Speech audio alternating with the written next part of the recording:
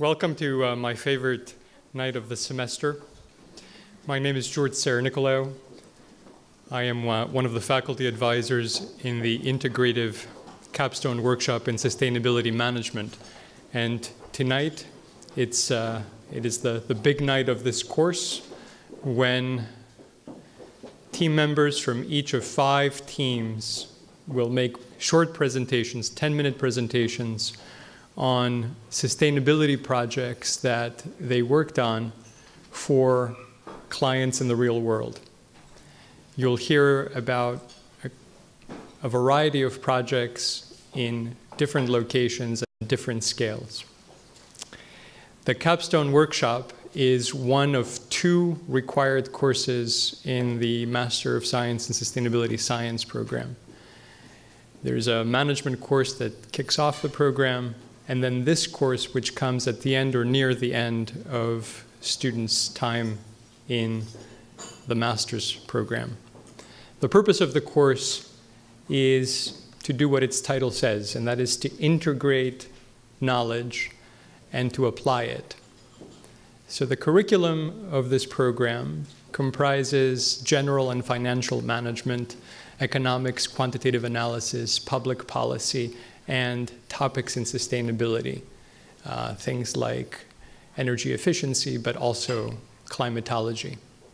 And so if this course is successful, students will tap into each of those areas in making sense of a real-world project. Our hypothesis is that sustainability management requires all of those fields, and therefore we teach these various components and expect students by this time in their program to apply them in order to help clients and to be able to apply them a month from now when they will have graduated and be working.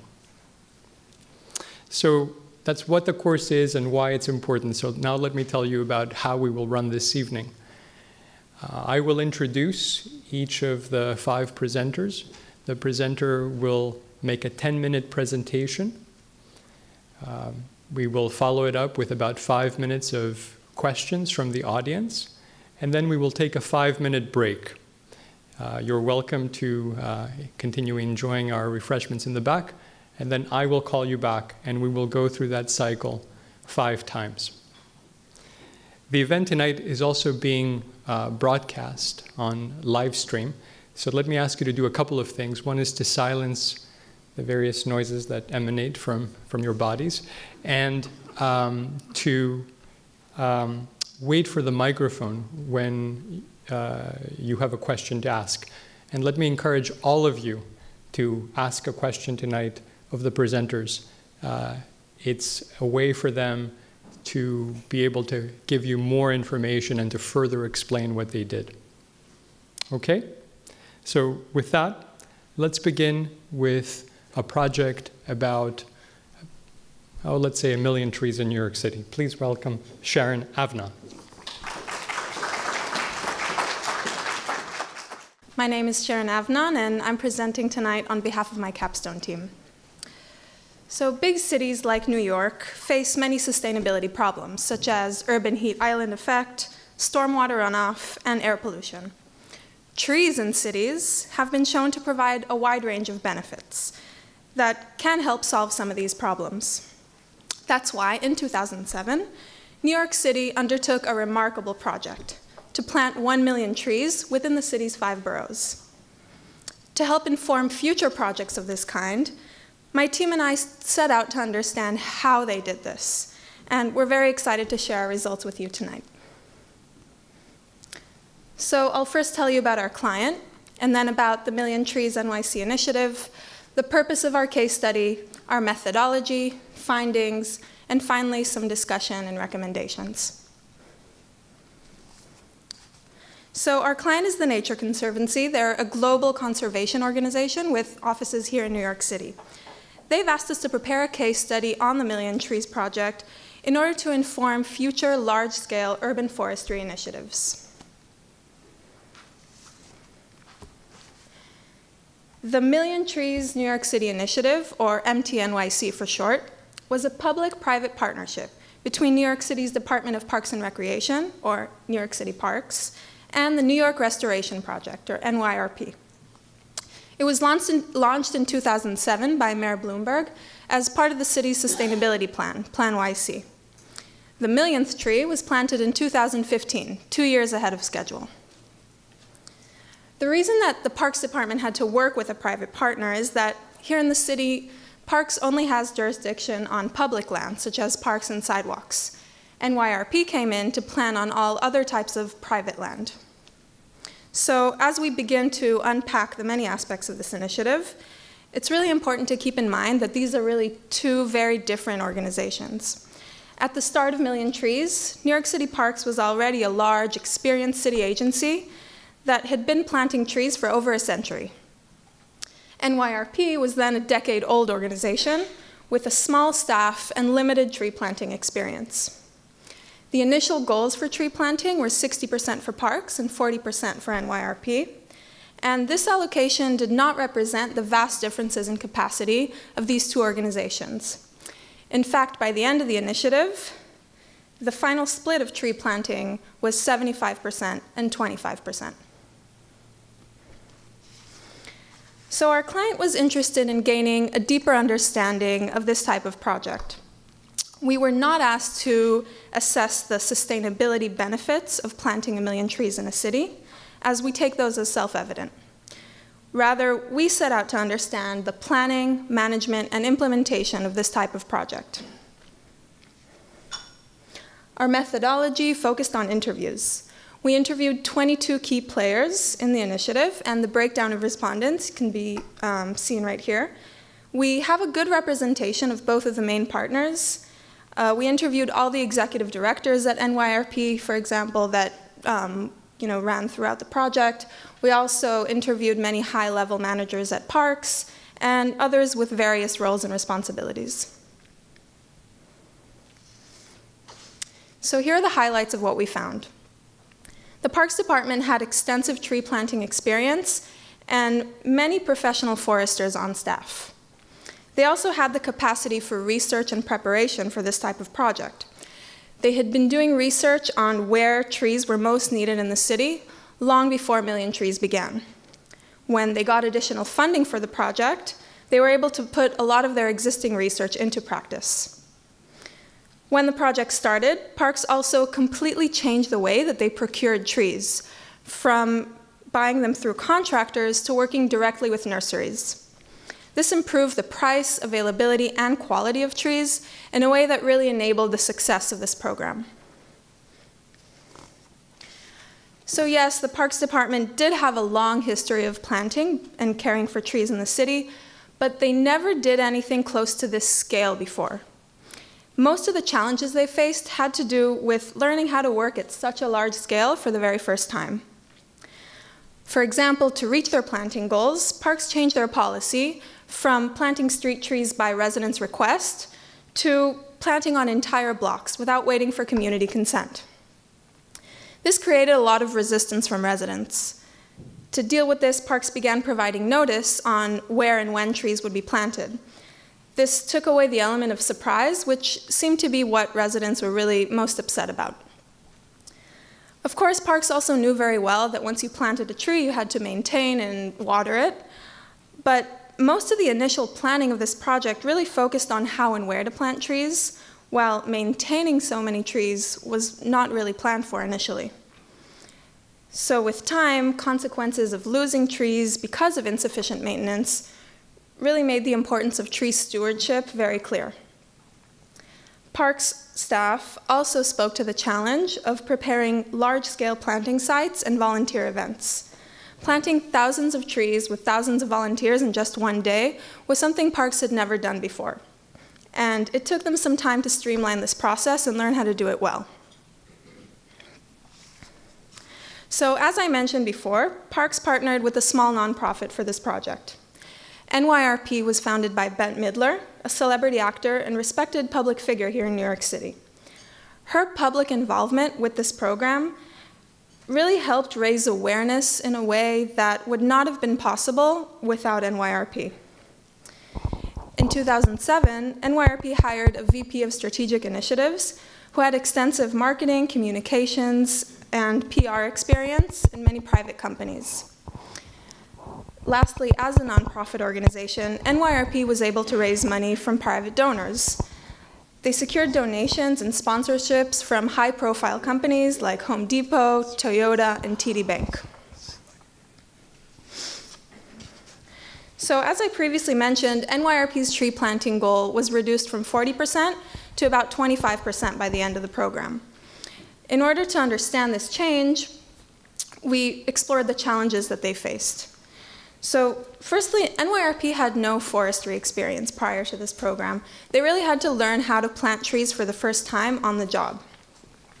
They also lacked a comprehensive strategy as to how and where to plant trees and in estimating how much it would cost. Access to private land was also much more difficult than they had initially expected. Low-level staff were deciding where trees would go and negotiating with private landowners. This was very time-consuming and expensive. Now, as I said, NYRP relied on donors, but it proved difficult to fundraise for the same cause over and over again over such a long period of time. Low employee retention also influenced NYRP's ability to reach their goal. With executive management changing several times, they really had limited ability for long-term strategic planning, and they changed their approach several times throughout the program. So the main challenge of the partnership between these two organizations was insufficient communication. Why this problem existed was a bit difficult for us to understand. What we do know is that these two organizations did not work very well together. While many interviewees did speak about this issue, they seemed hesitant to go into detail. There may have been more than one reason, and it may have simply proved difficult for a large city agency and a small nonprofit with such different cultures to work together. We can also speculate that this might have had to do with differences in personality within management, or maybe the fact that NYRP were not able to reach their initial goal could have caused some friction. So based on our findings, here's what we recommend for any future large-scale planting projects. On the public side, even for an experienced city agency, it's very important to assess the scale of the project and plan accordingly. To manage community expectations, don't wait for resistance. Include communities in the planning process and give them a sense of belonging and involvement. Understand that caring for newly planted trees is just as important as putting them in the ground.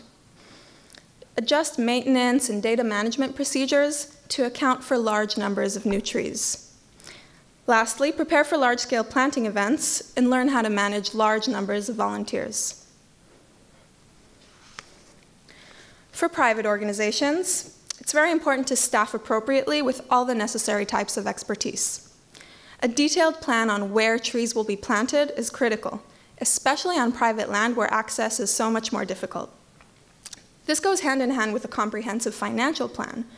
It's important to assess how much it will cost to plant trees on different sites and how much staff time it'll take.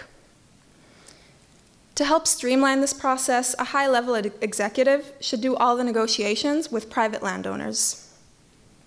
Finally, if dependent on donations, private organizations should diversify their donor outreach plan and not depend on just one or two donors to support them over the course of a long-term project. So here are some of our ideas for how partnering organizations can work better together. Communication and collaboration should really be planned for explicitly. We recommend that at least one person from each organization have specific communication responsibilities. Partners could also share office space and integrate operations wherever possible. So I'd just like to end tonight by saying that while our job for this project was to be very critical of the management of the Million Trees Initiative, we really have the utmost respect for both organizations, and we recognize their very impressive achievement of planting 1 million trees. Their efforts have definitely made New York a much greener and more sustainable city. Thank you very much. I'll take any questions. Okay, questions for Sharon. One back here.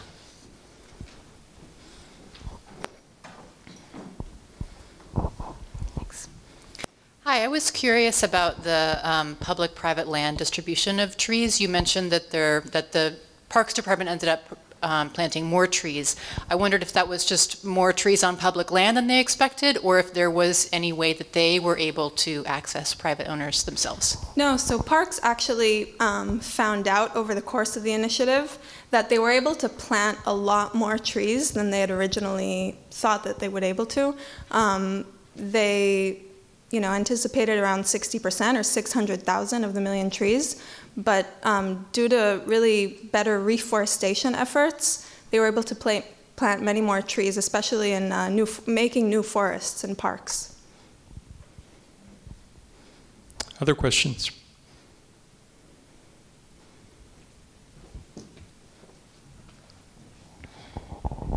I'm just curious to know how many trees would the city have normally planted in the same time frame? And of the trees that they planted, how many survive as a percentage of what normally would expect to survive? Mm-hmm. So we know that they did do, especially NYRP, did some survival rate analysis, and they found around an 85% for a lot of the tree giveaways that they did and things like that. So that's considered a pretty high rate of survival. Normally, New York City would probably plant about, I don't know exact numbers, but if here in one, big volunteer event, they were planting maybe 10,000 trees just in one day, they would probably plant the same amount over a few months or even a year. Okay, without this initiative. A final question here. So you mentioned some communication issues between the two partners in the program, and I was curious if you explored, how deeply you explored the issues related to having a charismatic leader of a nonprofit.